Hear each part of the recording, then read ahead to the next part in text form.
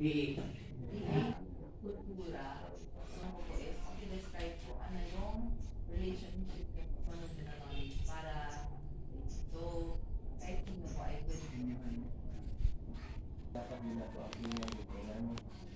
Karong manggo, daghan ng mga palagidan dito dito. Kamuha din sa bukid is dili kayo apektado kung kayo mga sa bukid.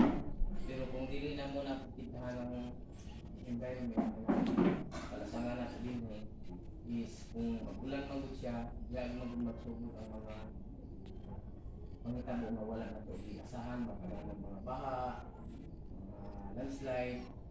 Muna sa amuha din ang muli kami nga lipay po may kay usap po nag sympathize ang nalibukid.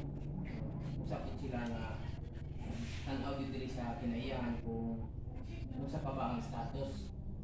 Muna din sa amuha sa barangay kami nagi committee sa environment para nagi magtanaw dito kung sa ang sitwasyon dito sa amin.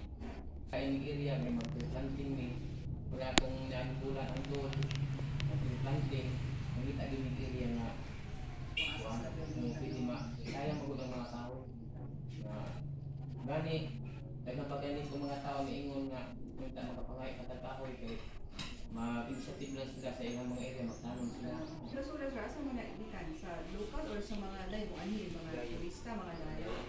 Akong bangunin mo mamamog ka ng murag turista, mga turis na mga sanang ako ang barangay ba. Daghan na kayo mga dayo kong aray niya. Ang tumugot sa pa niya, dumangaon niya, umilong pa, pamiyaan lang niya. Ilang mga basura, ilang mga Kung ay time na ibantayan yun para di madaot sa mga corals. Na nag-charge sila of environmental fee. So mo, okay po na, bigay na ako na may mga areas na nga na for tourism ba. At kinahanglan ng barangay, dapat na nakakolekta. Kasi, paingon din rin na ay dito yung resort. Inland something resort, no? Pero naman ay clearance dapat sa inyo na.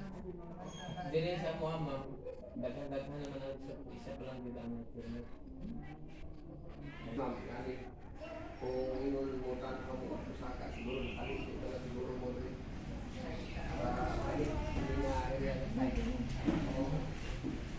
Kung makita ninyo din na bukid, ikan sa Talungo at Kalato, walay sakop sa Carmen. Wala nga ang Carmen, mawit siya ang kanang sakop yun sa watershed o usa po nga nagbantay ani watershed area. So akong natanaw diha ng paniya diha nga ang relationship ninyo sa kinaiyahan kung magdiskuta kinaiyahan